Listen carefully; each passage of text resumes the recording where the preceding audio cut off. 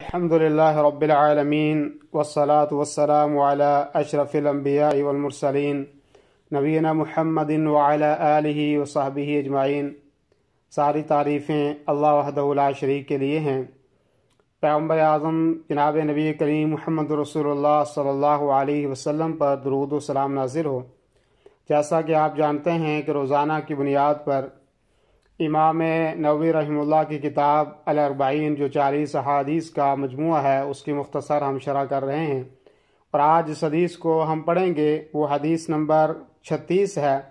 جس میں اس چیز کی وضاحت ہے کہ تنگ دست اور پریشان حال کی مدد کرنی چاہیے اور لوگوں کی عیب پوشی کرنی چاہیے۔ طالب علم کی فضیلت کے متعلق اس میں وضاحت ہے۔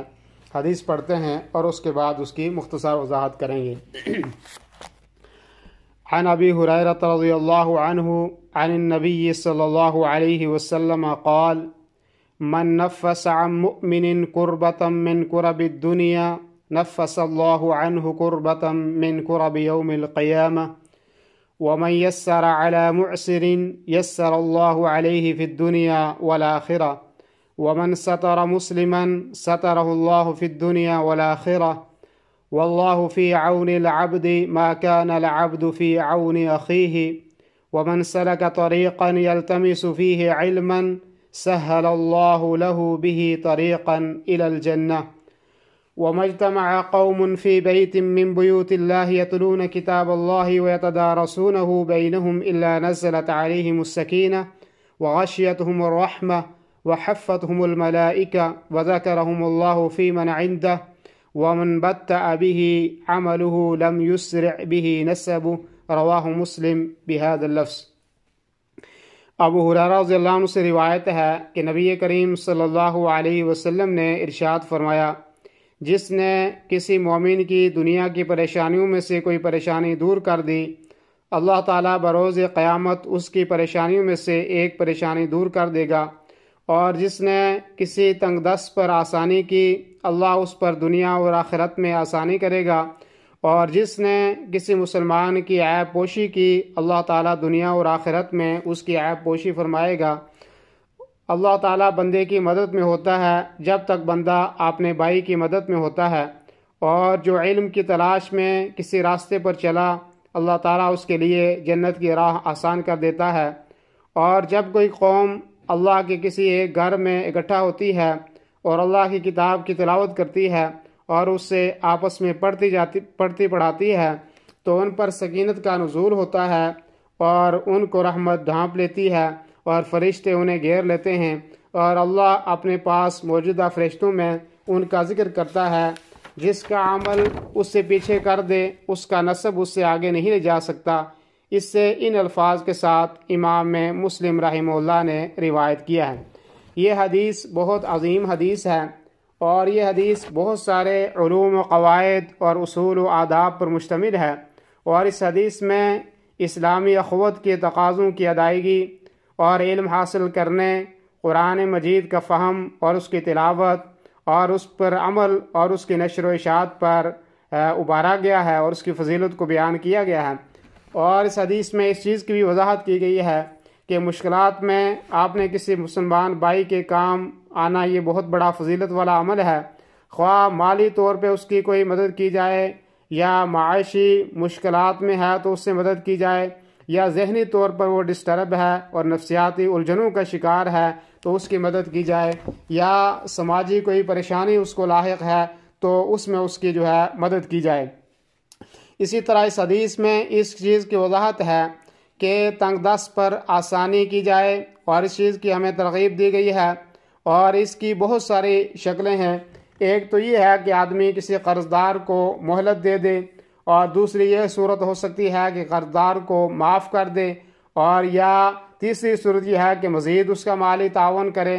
اور اس کو تسلی دے، اور یہ کہے کہ انشاءاللہ اللہ رب العالمین آپ کے اوپر بہتر وقت لائے گا، یا اس کو کوئی اچھا مشورہ دے، یا اس کو کوئی کام کرنے کے لیے اس کے سلسلے میں اس کو کوئی آسانی پیدا کر دے۔ حدیث میں مسلمانوں کے عیب پر پردہ ڈالنے کا کہا گیا ہے، اور ان کی پردہ پوشی کی فضیلت بیان کی گئی ہے، اور یہ کہا گیا ہے کہ لوگوں کے عیوب کے اوپر جو ہے وہ پردہ ڈالا جائے، چاہے وہ کسی کی شکل و صورت میں آپ کوئی عیب آپ دیکھتے ہیں یا جسمانی ساخت میں کوئی عیب دیکھتے ہیں تب بھی اس پر پردہ ڈالیں، یا اس کے اقوال و افعال اور کردار میں کوئی عیب آپ دیکھتے ہیں تب بھی آپ کو یہ حکم دیا گیا ہے کہ آپ اس کے اوپر پردہ ڈالیں۔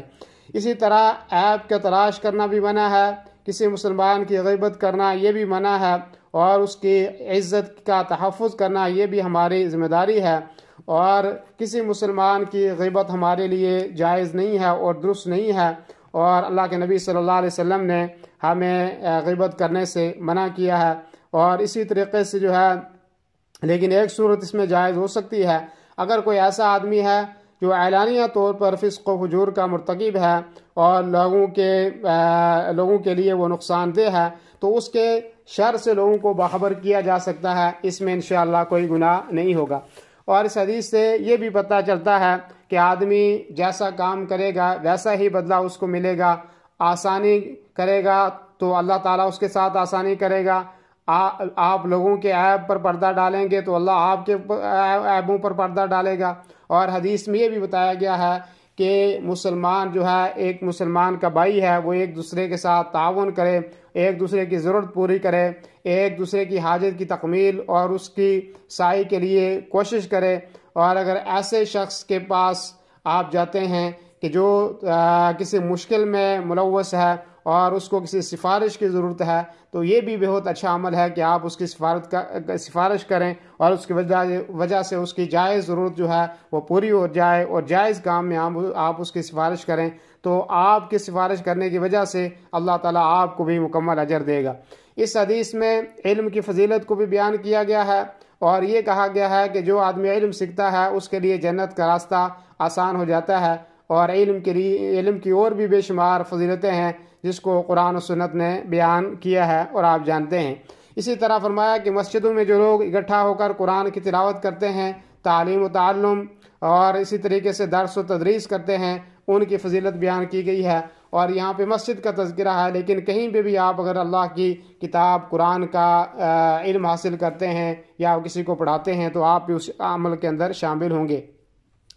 فرمایا اللہ کے نزدیک سب سے بہتر آدمی وہ ہے کہ جو عمل کے اعتبار سے بہتر ہو، اور حسب و نسب کی اس کے اندر جو ہے وہ کوئی قید نہیں رکھی گئی ہے، اور اگر نسب اور حسب کی کوئی قید ہوتی تو آپ کو پتہ ہے کہ نوح علیہ السلام کا بیٹا ہے لیکن وہ ان کے کوئی کام نہ آ سکا، ابراہیم علیہ السلام کے والد جو ہیں وہ نافرمان تھے، لیکن حضرت ابراہیم علیہ السلام کی جو ہے نیکیاں ان کے والد کو نہیں بچا سکیں۔ اس لیے یہ ہے کہ نسب کام نہیں دیتا بلکہ عمل کام دیتا ہے۔ اسی طرح نبی صلی اللہ علیہ وسلم کے چچا کا آپ نے سنا ہوگا، ابو طالب کتنے بھلائیاں اور کتنے اچھے کام کرتے تھے، لیکن اس کے باوجود وہ ایمان نہیں لائے، اور ان کا نسب جو ہے نبی صلی اللہ علیہ وسلم کے ساتھ نسب ہونے کی وجہ سے ان کو کوئی فائدہ نہیں دے سکا۔ اور یہ بھی ہے کہ آدمی جو لوگ نسب پر اور شکل و صورت پر، رنگ پر فخر کرتے ہیں، اور ایسے لوگوں کی اللہ رب العالمین نے